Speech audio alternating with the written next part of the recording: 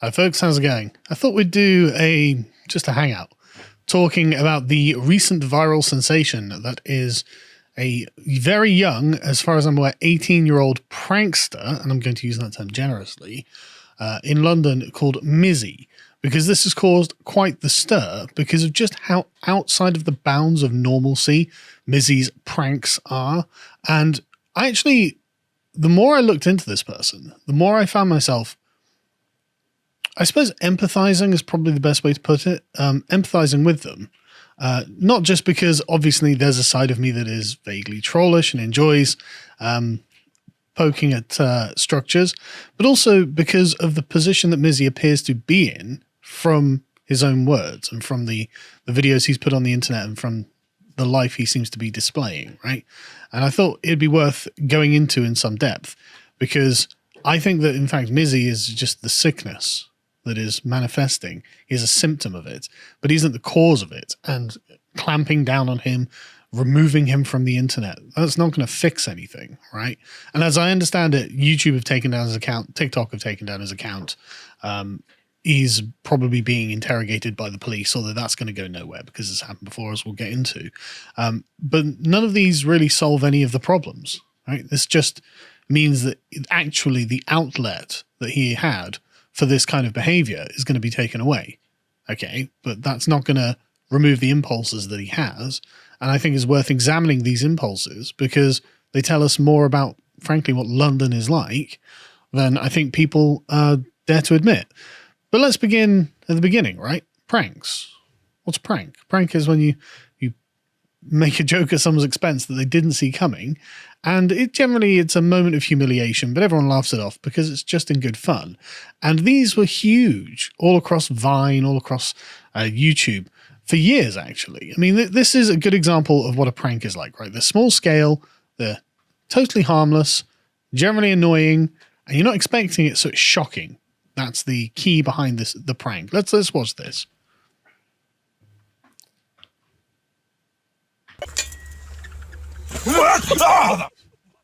It squeaked. I thought it was a rat. What's that new kind I got you? Oh, yeah. What do we want to eat today?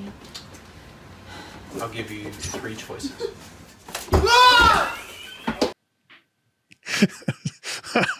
I've never been one for you've been framed really, but these are gold, right? But you can see you get the same sort of atmosphere. There's an immediate moment of shock, and then everyone starts laughing because everyone's laughing. Okay, yeah, you got me. I was surprised, right? And I think my favorite prank is probably this particular one where someone got this dinosaur suit and then walked around scaring people. And let's just watch and then I'll tell you about it.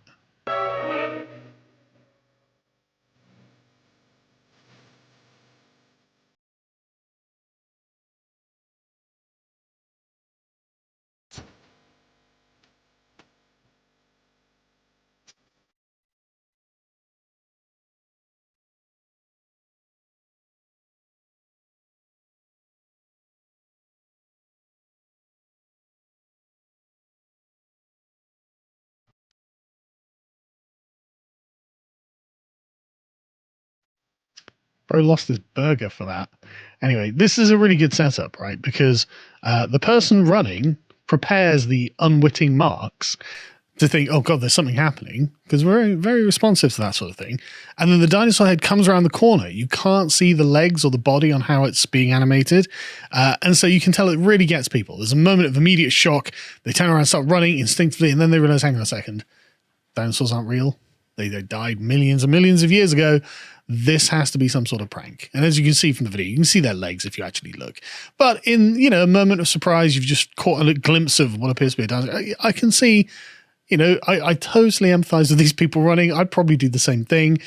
They weren't expecting it, and so they got, right? But surprise is a key element to the prank. And pranking used to be huge on YouTube.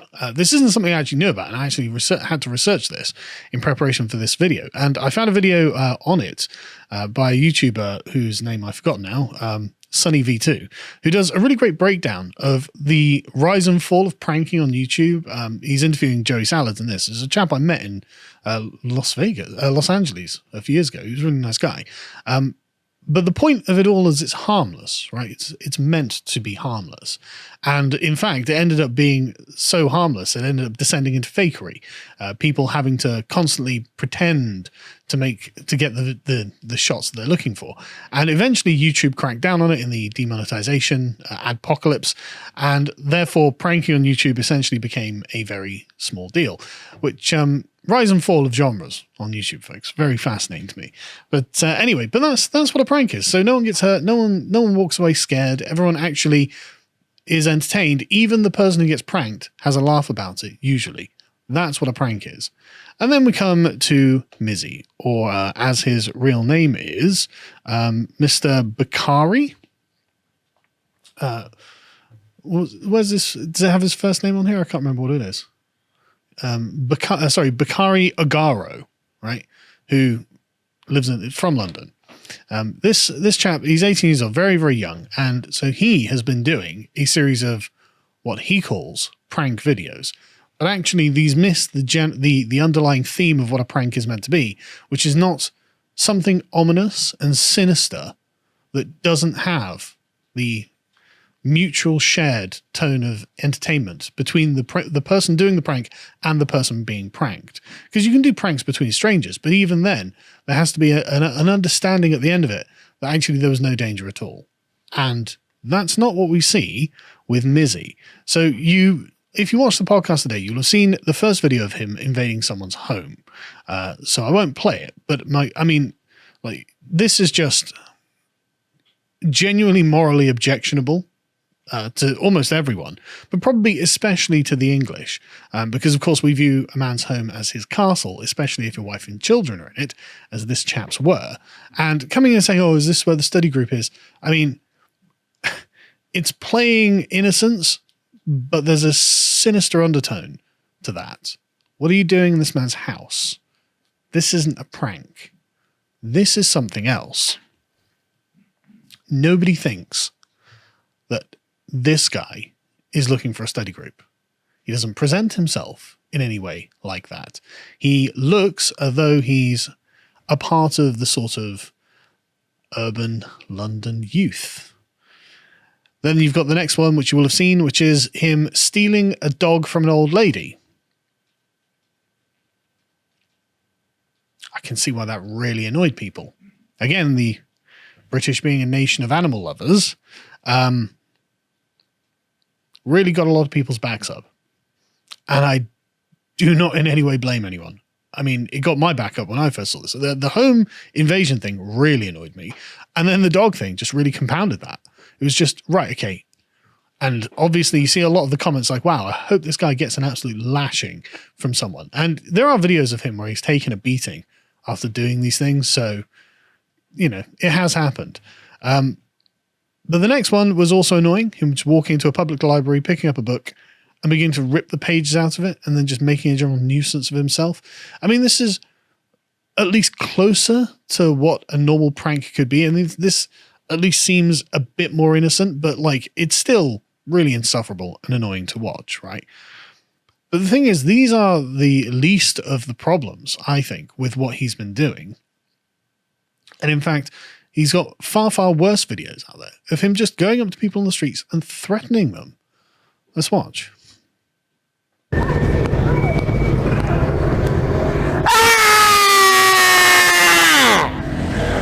Nice. Let me get some of that. No, fella. Why not? You just screamed in my face, didn't you? Can I kiss you in your face as well? No, you can't, fella. Okay, can I have a hug then? No. Then I die? No. You don't want to die? Not really. I can make you die right now, right here. We can all die. We can all die, innit? We can all How about I die. can make you die right now? We can all die, fella. Can I give you a kiss then, please? All I wanted to do is kiss you, bro. Like, man screamed in your face and now you're just smoking in my face. Is that really nice? Mate, I was just stood here. You came in my face. So it's just, you can have the end of it if you really want. No, I don't want that, sir. So that is much different, isn't it? I mean, it's one thing going up and yelling in someone's face. Right, okay, I'm trying to startle them, fair enough. But then standing there unreasonably close and then saying, do you want to die? Well, that's not in a vacuum, is it?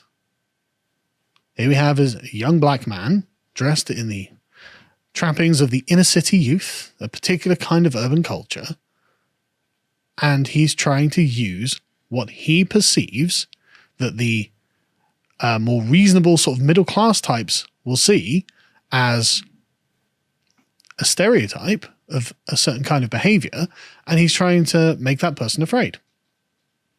Now, this chap handled it magnificently. Honestly, I probably would have been a lot more scared than he let on, frankly.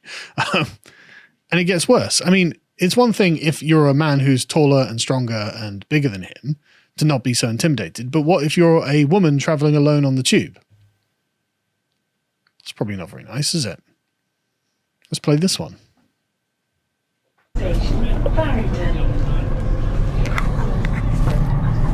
Hello there. Can I get a glove? Can I get... What's your name? It doesn't matter. You look very nice today. Do you like how my trousers are just off on the train? You don't really care? Oh, I'll see how it is. I got a jet flame. I mean, that's pretty gross, right? You don't go around touching strangers on the train anyway, especially not if it's a lone woman. I'd have thought propriety would have insisted, but that's what he's deliberately violating. Now, what's interesting is when this gets addressed by social activists or concerned institutions, this is how this sort of behavior is framed. Let's watch this one.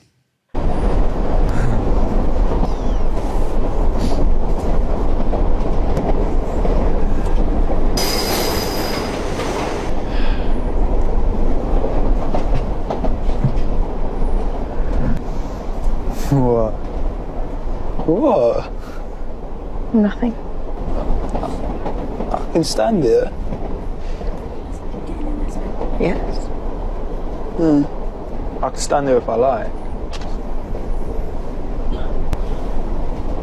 Did you just take a photograph of me? Did you just photograph me? What? That's assault. Photographing me without my permission, yeah, it's assault. Do you understand that? Give it here. Your phone, give it to me. Give me your phone. Aye, bright.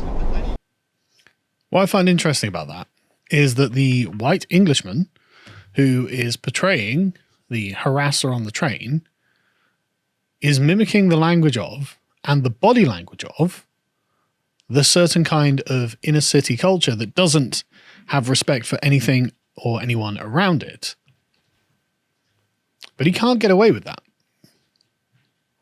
because we have a kind of two-tier justice system in this country, which we will get to shortly. There's nothing in political correctness that says he shouldn't be held accountable for the things that he's doing. And so he will be. And at the end of this video, as you can see, oh, actually everyone's got you. You're in trouble now. Average London tube harasser. Anyway, this brings us to clip number 6, which is again Mizzy harassing people on the underground. This is at a stop where walks up to 2 girls and a young man, and I'll let you watch for yourself. What? I saw you from over there. I like your hair still. You got some nice hair. It's nice and luscious. Are you okay? I'm perfectly fine. We're gonna die. Huh?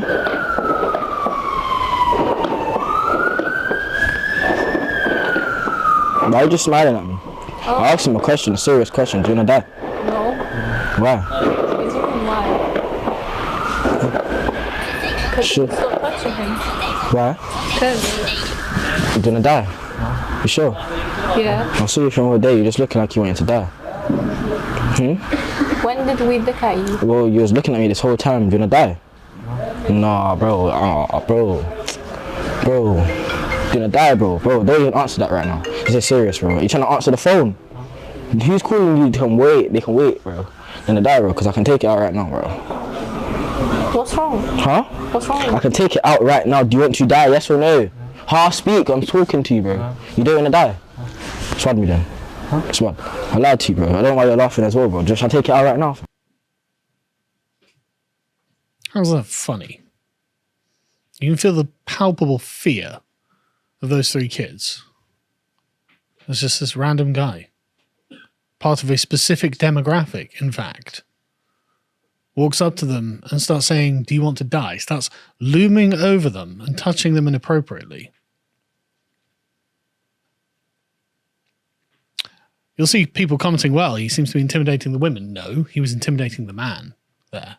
The young man who didn't even dare move his own hand to defend himself from being touched inappropriately. The girl had to do it, as you'll notice. There's a lot in the dynamics there, isn't there? There's a lot that's being unsaid that was present. Why are they so afraid? Why would they be so afraid? Because I tell you what, man, when I was that age, you'd have got up and just struck the man. You just struck the person. You'd have jumped up, punched them, and defended your own honor. Now, I'm not saying that I'm some sort of great fighter or anything, but you'd at least got up and pushed them away, you know? Anyone I knew when I was that age would have done that. I mean, this is an inconceivable thing to have happened. But then I grew up before this kind of reign of political correctness. I grew up before mass immigration. I grew up before London had become what it is now. And so I'm watching this and I'm just seeing a kind of ritual humiliation because that's what's happening. Someone here holds the whip hand and you can see it in their body language. You can see it in their actions. You can see it in the things they say and the disrespect that they show. So what are things like in London? Well, violent, actually. A couple of years ago, London became more violent than New York City for a brief period of time. Then it dropped down slightly below. So London was slightly less dangerous than New York City. But I'm just going to pull up a few recent examples. This is from 2 days ago. Machete attack in the middle of London. In a school in London. A teenager was accused of fatally stabbing a schoolboy outside of a school and chased his victim with a machete before carrying out the fatal attack in front of fellow pupils. Go to the next one. You see a citizen's arrest in process. Someone got stabbed in a high street and the local public had to pin him down until the cops arrived. I imagine he'll get a suspended sentence. Don't know where that sword's come from. Whose is that? Probably placed there by racists, I guess, right? Here's another one from just the 3rd of March. 3 stabbings in one day. Anyone want to guess as to the demographic profile of these criminals? Anyway, let's have a quick read from this article. Triple stabbing, home invasion, knifing, and a man set on fire. So, the video of him walking into that chap's home seems a lot less innocent now, doesn't it? Because actually there have been break-ins and there have been people stabbed in their own homes by, again, a certain kind of underclass that has been created in London. You know, what's interesting about this is that London now has a specialized trauma network to deal with stabbings. I wasn't aware of this. Right, the victim was rushed to a major trauma center, part of a specialized trauma network created with increasing survival rates in the credited with increasing survival rates in the capital by 50% in 5 years since they were introduced. Great. They can't stop the stabbings, but if you're lucky, you might survive. I mean, you might not survive, of course, because you might be stabbed in somewhere that's immediately fatal. But, I mean, I guess a 50% reduction in the number of people who die from the stabbings. If you can't reduce the stabbings, I suppose that's something good in and of itself. Thank God for small mercies. And certain authorities in London have noticed that there is a particular demographic profile involved in all these stabbings. I mean, these racists at the London Assembly are just calling out the black community for having a knife crime problem. In fact, to quote them directly, despite making up only 13% of London's total population, black Londoners account for 45% of London's knife murder victims, 61% of its perpetrators, and 53% of knife crime perpetrators. So, 61% of knife murder perpetrators and 53% of all knife crime perpetrators. Despite a 13%, eh? Again, I think we can be a little more generous and whittle that down. I mean, it's 6.5% of those will be women, and they're not the ones doing the stabbing. So why do we include them in the constituency? And then if we whittle it down even further, we could say, well, probably about 4 or 5% are people over the age of, say, 45, 40, and they're not going to be committing stabbings, are they? And we can, in fact, narrow it down to young black men in London are overwhelmingly represented in these stabbings. If you would like to watch the rest of the live event videos, please go to lotuseaters.com.